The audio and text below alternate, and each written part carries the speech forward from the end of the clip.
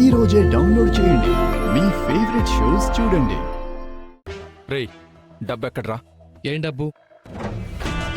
ఖర్చులకు డబ్బులు కావాలేమో. ఇద్దరు మాట్లాడుకుంటుంటే మధ్యలో దూరకూడదు. నువ్వు ఊరి జనాన్ని రెచ్చగొట్టి మా మామయ్య ఉన్న హాస్పిటల్ దగ్గరకొచ్చి గొడవ చేసేలా చేశావు.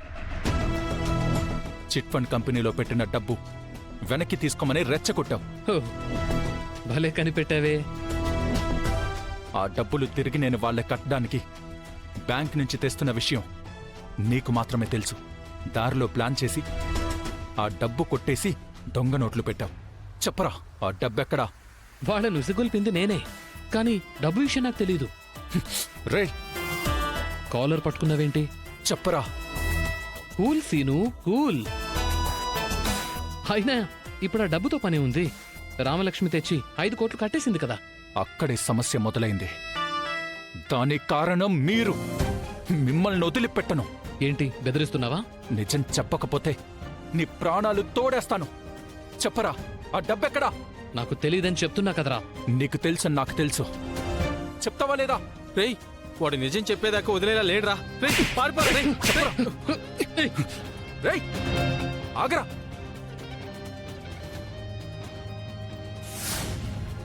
ప్రభాస్, ఆగరా. ఆగో.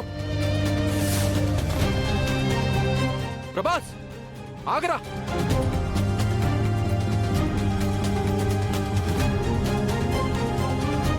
ఆగరా.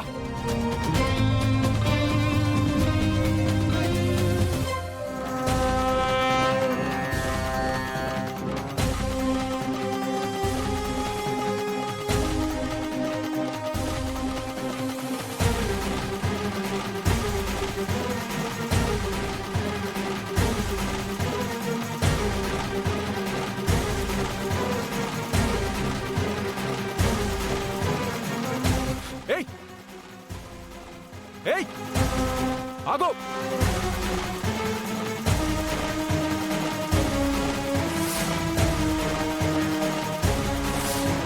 ఏయ్, ఆగో.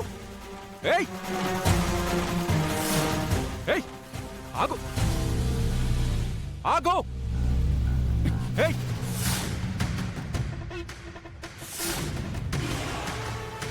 ఇదేంటి? శౌర్య ఇంట్లోకి వెళ్ళింది.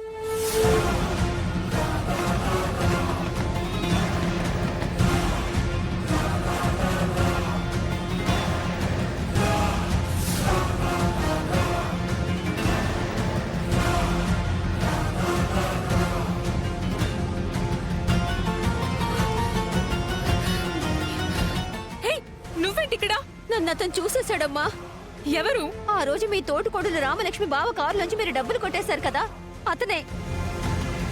పట్టుకుంటే మీ పేరు చెప్పాల్సి వస్తుందని పరిగెట్టుకుంటే ఇక్కడికి వచ్చానమ్మా. ఎంత పని చేసావే? నువ్వు తప్పించుకోవడానికి వచ్చినట్టు లేదు, నన్ను పట్టించడానికి వచ్చినట్టుంది. ఆయన చూడగానే కొంచెం భయం వేసిందమ్మా. ఏం చెయ్యాలో తెలియక మీ దగ్గరకు వచ్చేసాను. నేనెక్కడికో వెళ్ళిపోమ్మన్నాను కదా, ఈ ఊర్లో ఏం చేస్తున్నావు? ఈ రోజే వచ్చానమ్మా. ఇంతలోనే చూసేశాడు. అమ్మా, మీరే ఏదో ఒకటి చెయ్యండి అమ్మా. నిన్ను చంపేసి వాడి మీదేస్తా నింద.